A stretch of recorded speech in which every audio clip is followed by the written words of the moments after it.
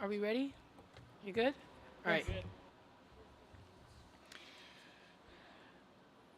Today is Sunday, November 6, 2022. It is 4:12 p.m.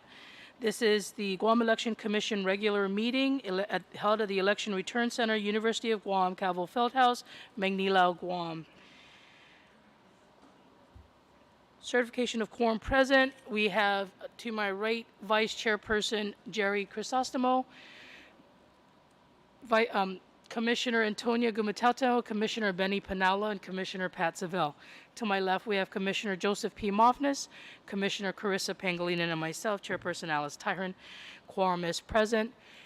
We have also present is our legal counsel, Mr. Vince Camacho, and our executive director, Ms. Maria Pangilinan.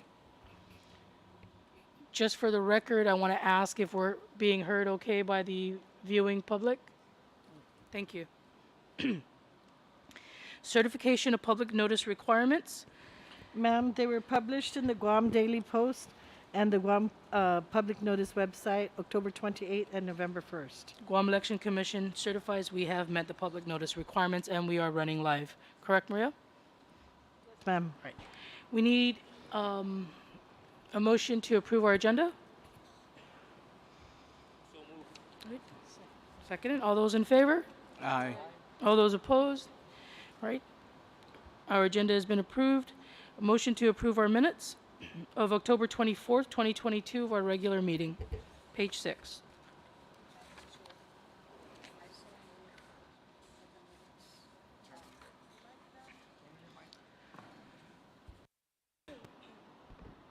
Sorry. Madam Chair, I move that the minutes of our October 24th regular meeting be approved, subject to technical corrections. Second.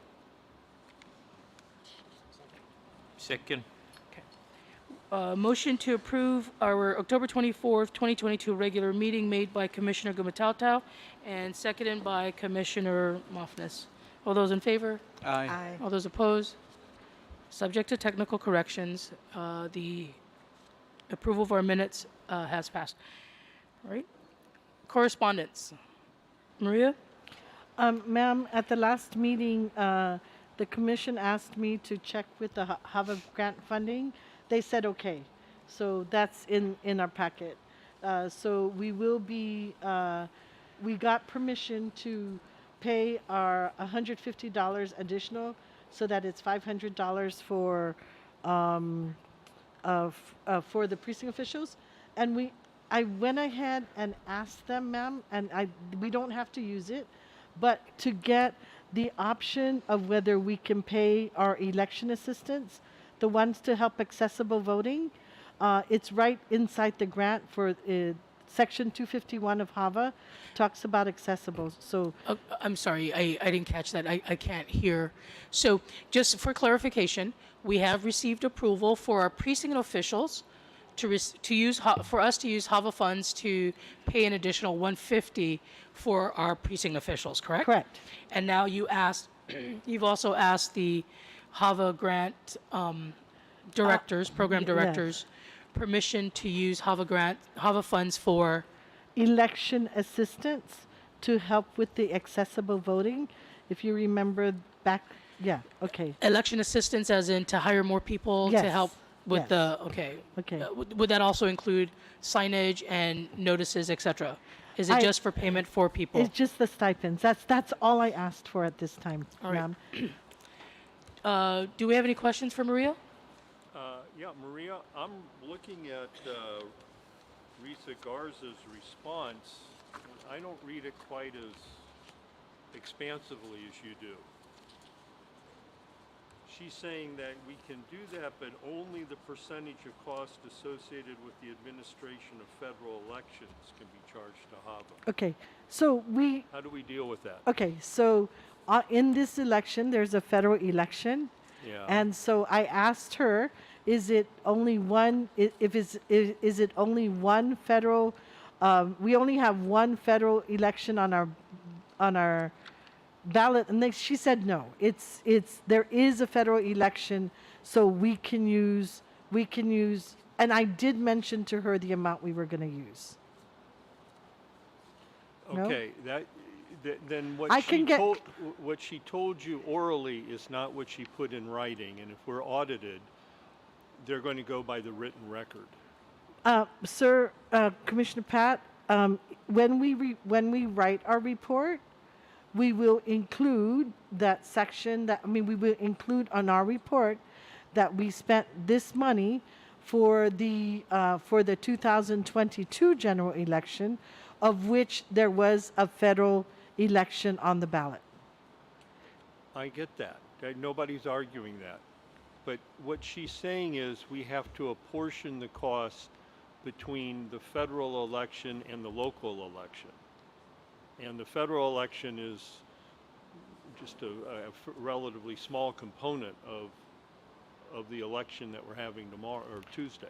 I can ask her for more. I can ask her to be more clear with it, ma'am, sir. Okay. Okay. Okay. Can you get that in writing, Maria? And I mean, I understand that sentence with regard to allocability, right? Well, apportionate, how much do we use to run the federal election is really difficult to, I think, separate, because their same precinct officials are going to be taking in that one ballot that also has our federal election on it, right? Which was federal law, if I'm not mistaken, right? Yeah. Same precinct officials yeah. who will be counting. So Yeah. just to make sure that we clarify that. Yeah. I'm sorry. We did clarify it on the telephone call. I apologize for not having it right here on the written document. Okay. I'll get that. Okay. Thank you. Thank you. Thank you, Commissioner Savell. Do we have any other questions for Maria on this issue? Okay.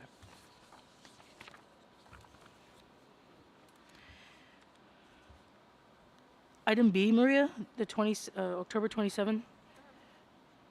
We received this with regard to a contribution from the PAC, and it's just for, they sent us the information. We've done this before. We've received it before. No? We've sent it to legal counsel, ma'am.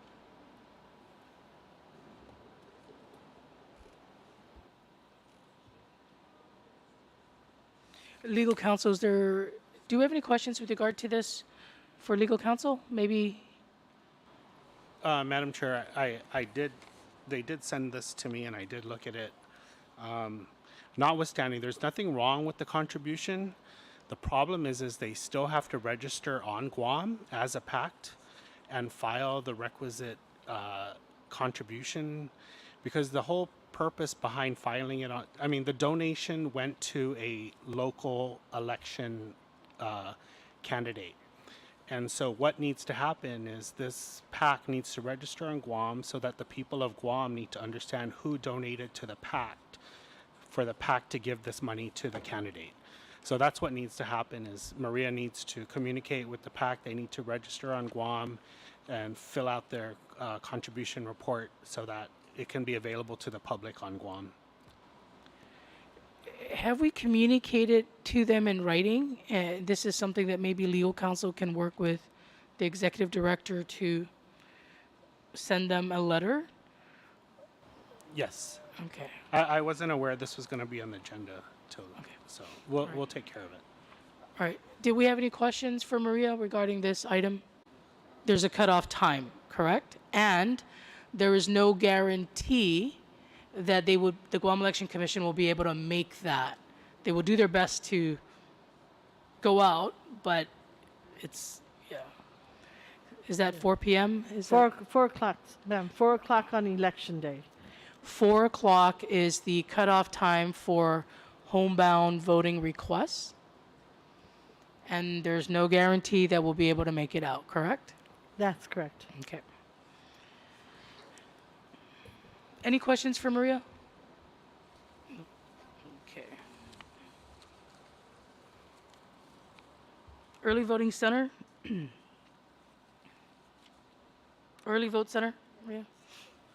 Ma'am, so we serviced actually 7,994 voters at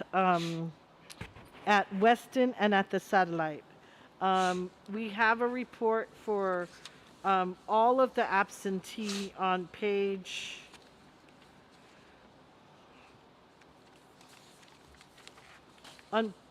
26.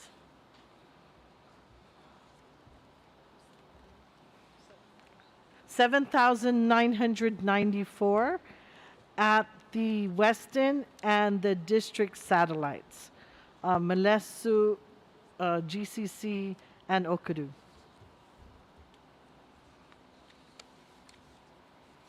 So we just passed out our our daily totals. The commission had asked us to look at from how many we service from 9 o'clock to 10 o'clock. So that's in front of you now.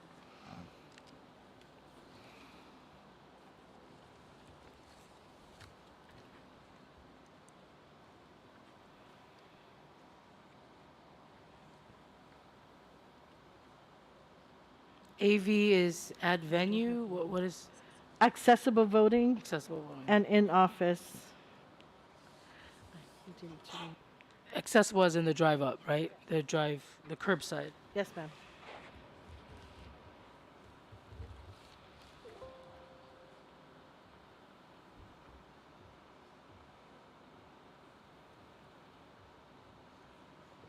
You don't have November here.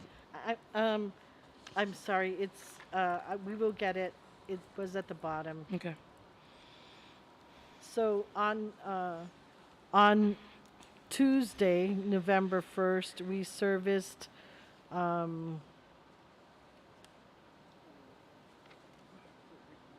is it? Oh, there. We serviced on Tuesday, November 1st, we serviced 873 voters. And then on Thursday, November 3rd, we serviced 1,356 voters. 1,000? I thought it was.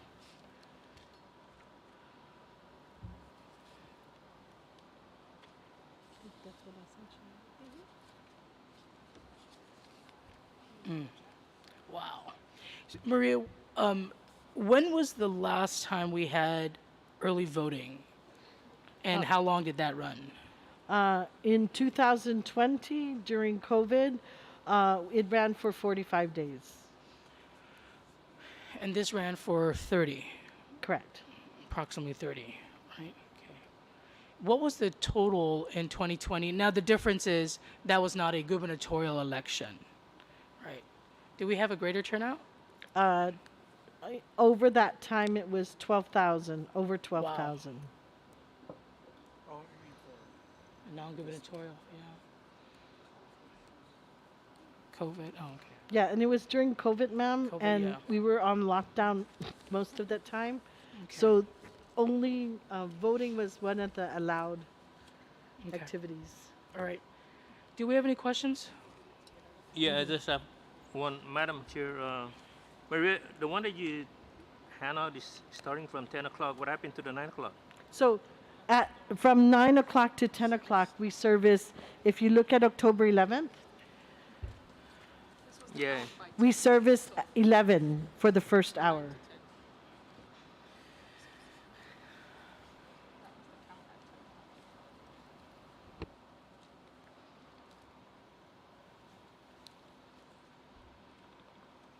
Okay.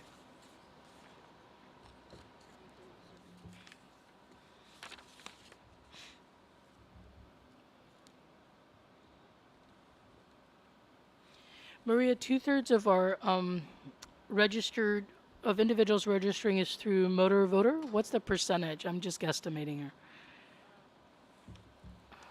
That voted, I No, don't. no, no, no. Oh, So we have, Guam is, I have to do my research, but we have year-round registration, open registration. We have municipal registration, or our mayors. We have volunteer registrars, and now we have motor voter, right? So I just wanted to know what the percentage of individuals being registered comes out of motor voter.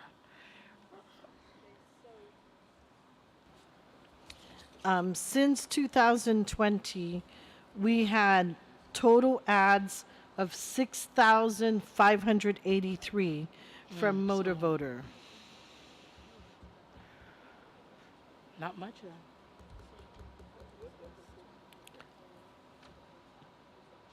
6,000. 6,583. Okay.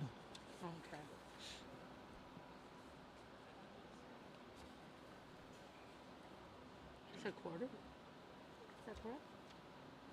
So The 10 about 11, 10.8. Yeah. It's 10%. Okay. Wow. Okay. All right. Do you have any questions, Commissioner Seville? I'm sorry, what, the 10.8 is,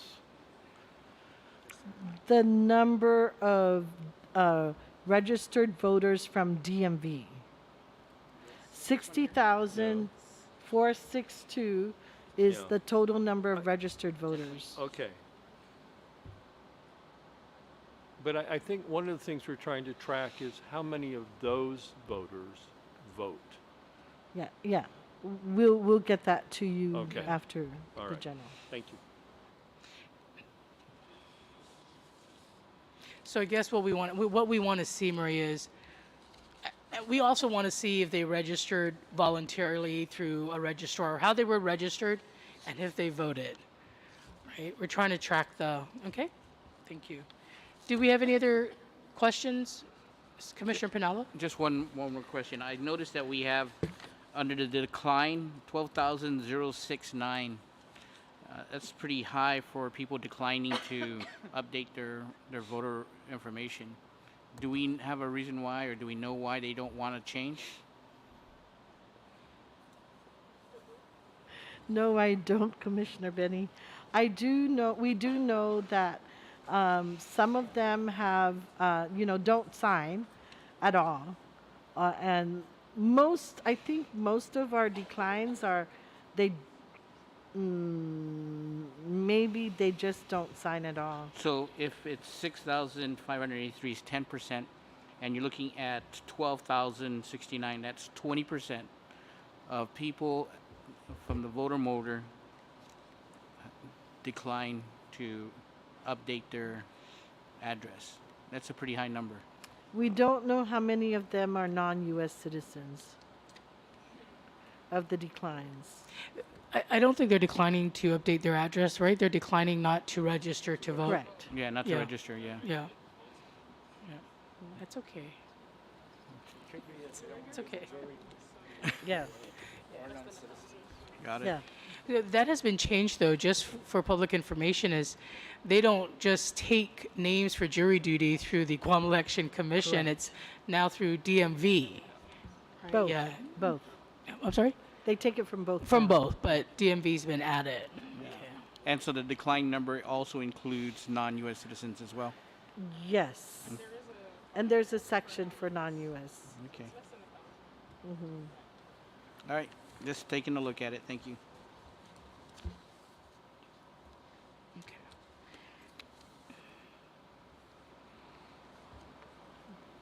We did satellites, right? So district registration, Maria, did you have something to report? No, ma'am. We do have the voter by precinct on page 27.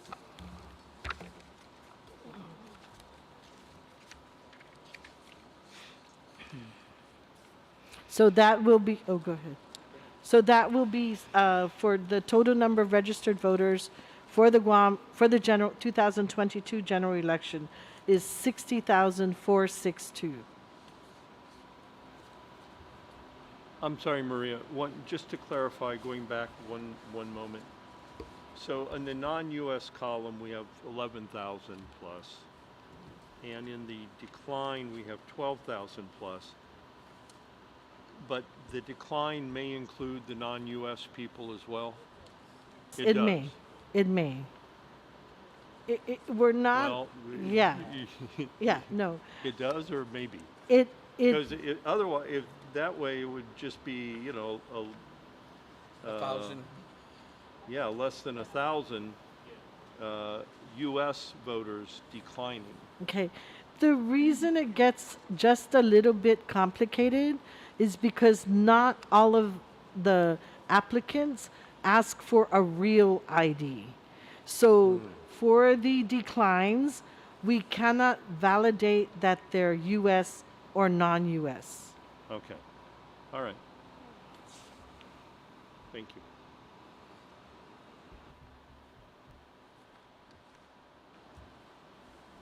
District registration, did you? I pointed out that the Oh, I'm sorry. yeah, the monthly voter by precinct is on page 27. District registration had stopped already since October 24th. Okay. Precinct officials. Okay. So we have an updated list on starting on page 16, ma'am. And yes, we still have, I think, as of yesterday, I heard two had to resign, but I believe Tammy took care of the two replacements. There's no vacancy. No vacancies in precinct At officials? this point in time, yes, there's no vacancies. We'd have to go back again and check our emails or check if there's any messages. We are taking our calls even today. What was the total voter numbers 2 years ago compared to this at this time? Is it higher or lower? Lower, Lower. lower. This is probably one of the highest we've had. You mean a registered voter? Yeah. Oh, yeah. This Right. is, I think 2 years ago it was like 55, 57, yeah. Okay. So hopefully we're all good with precinct officials. Yes, ma'am. Okay.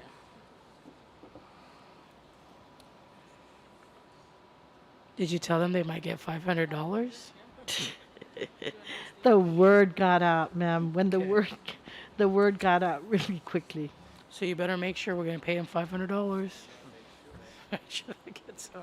Okay.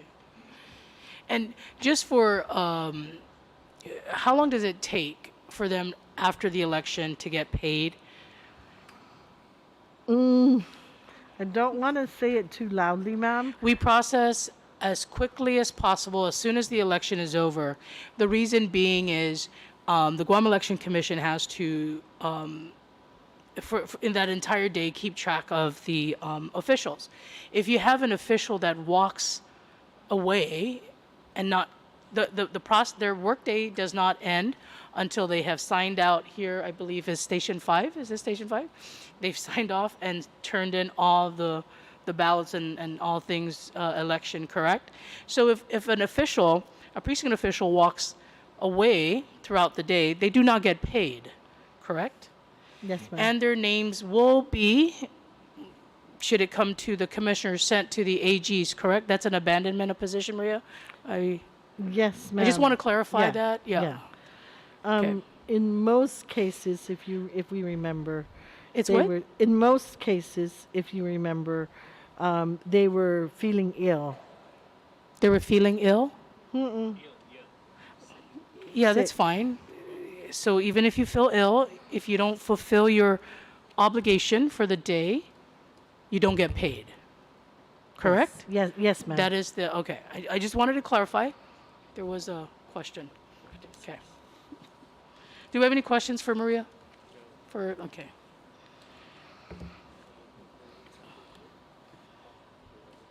Item 5, Maria, your public admin. So we have, I believe we have 21 precinct officials from that class.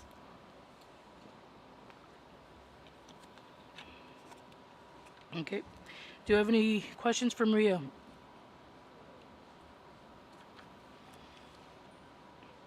Okay. 21 precinct officials from that class. Okay. Item B, no questions, absentee report. Yeah. Yeah, that's one's on page 26.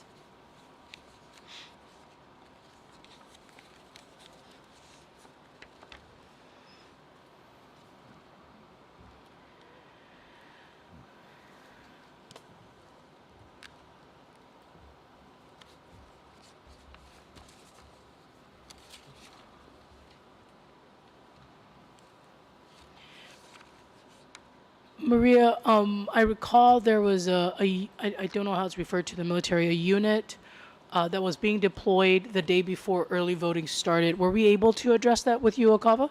Did we reach out? Were we able to reach out and? I reached out to the adjutant general. We're hoping that some of the requests that came in were From that from unit. some of them. I don't know. I reached out. I think we reached out one more time. We don't even know if those people are back yet. Okay. We do have a process in place to address our military who leave, correct? Like, do we send out, we should be sending out notices about the election saying, if you're leaving, here's early voting, apply for absentee, whatever the case may be. We don't have anything in place now. I know that when I was notified that somebody was that the National Guard or whoever was being deployed, I immediately called the adjutant general and tried to get a connection to them. Right. So maybe but moving. ma'am, just so you know, I believe that quite a few of them showed up at early voting early on. Okay. Well, maybe moving forward, this is like something that we can do, right, as a service for our military personnel. All right, Maria? Yes, Our ma'am. guardsmen and, all right, thank you. Any questions for Maria? No? Okay. Item B, are we on that? Oh, no, I'm sorry. Yep. Okay. Item E. So on page am I? 28, ma'am, is our list of people who had to file their campaign finance reports.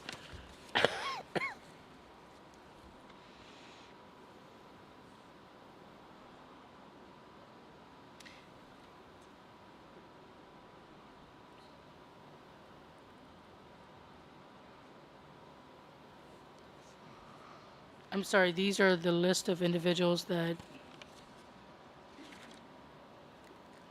Uh, that have filed.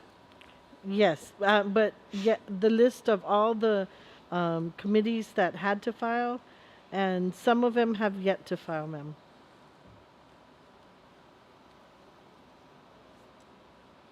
The final report is due November 28th, Yeah, 20 days after the election. 20 days after the election. Okay. Okay. All right. Any questions? Monthly voter precinct by precinct. Ballot measures? None. None. Okay. Precinct official pay, we got that. Is that it? No further questions? Okay, we're gonna move to the fun part, our new business. We have the 2022 general election, test election. Before we get there, though, I know Commissioner Seville is so excited. Should we just, legal counsel, anything to report? We're not being sued yet? We're good? Okay, just keep us out of the courts. All right, I'm tired of getting sued. Okay, so let's go to the test election and then we can do general public comments after, right? All right, so for the test election, legal counsel Maria is open to the public. Correct. We can have individuals walk in, view, ask questions, right, of all that's happening here. Okay? So, but just, kind of keep it orderly. So, ma'am, we will have 536 ballots. We will take those ballots and count them in all three machines to make sure that they run all the same. Okay, so we are going to test 536 ballots. What we're going to do tonight, and these ballots were filled in randomly by the staff, right, is we're going to zero out the machines first. When we say zero out, we mean we're going to get a printout that says 0, which means there's nothing in the machines. Then we're going to run the ballots, right, and all of the ballots will be run through two machines. 3 machines, all right? And those machines should have 536 ballots, right? And they all should match each other.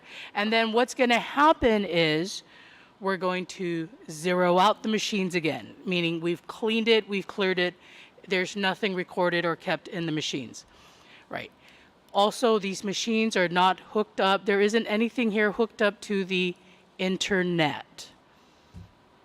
Okay, I just want to be clear about that. We've had questions and concerns. We are not connected to the internet. No. Right, so no hacking. Okay, so we're good? We're good? All right, let's get this started.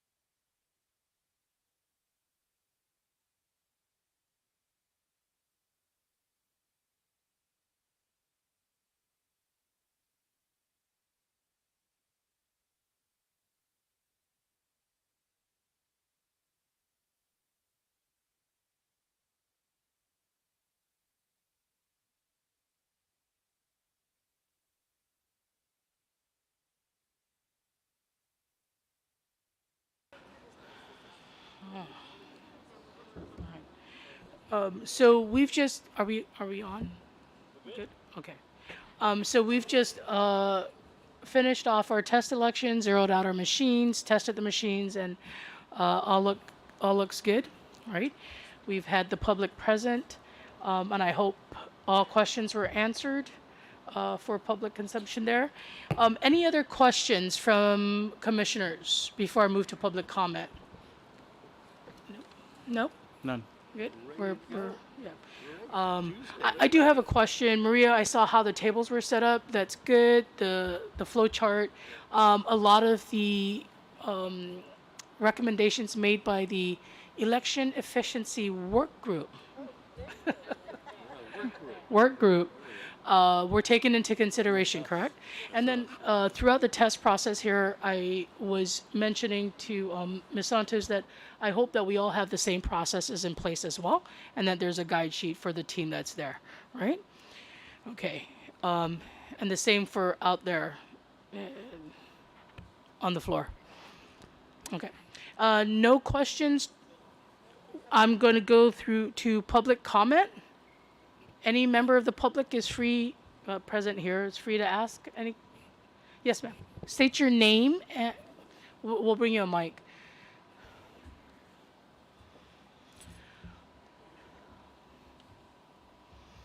Man, I was trying to stall so I don't have to go to that dinner.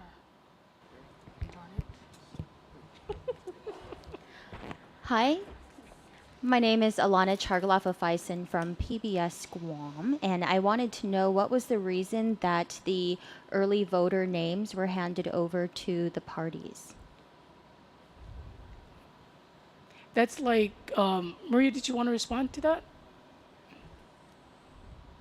Okay, it was so that that was discussed here at a meeting, and we do hand out the rosters. Alana, we do hand out the rosters to our parties for every election. You can consider the so early voting, right? Those names are part of the roster. So those are provided. It is public information, correct, Maria? And so it is provided to the parties, right? And the parties use that for election.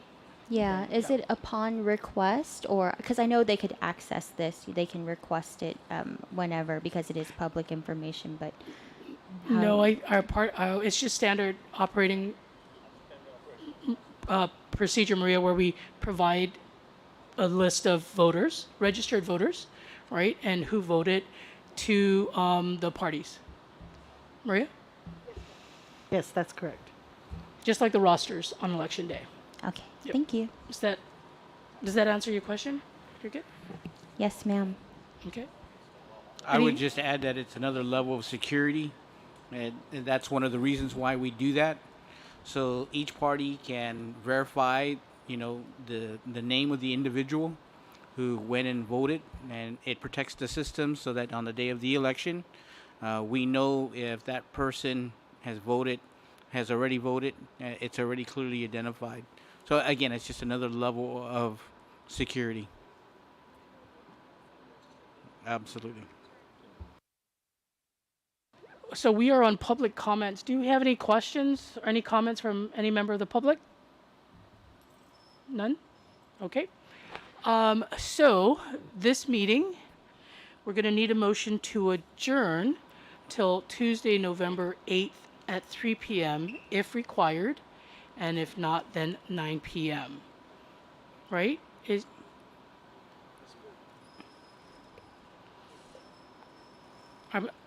that okay? So we're going to need a motion for that. Madam Chair, I'd like to move a motion to adjourn till November 8th at 3 p.m. if necessary, and 9 o'clock p.m. here at the University of Guam Fieldhouse, and 3 o'clock for GEC if necessary. If necessary. All right. A second. Second. All those in favor? Aye. Aye. All those opposed?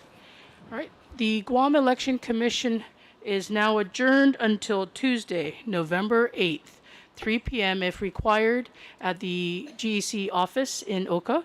And or 9 p.m. here at the Guam Election Test Center, UOG, Manila, Guam. Thank you, everyone. Have a good night.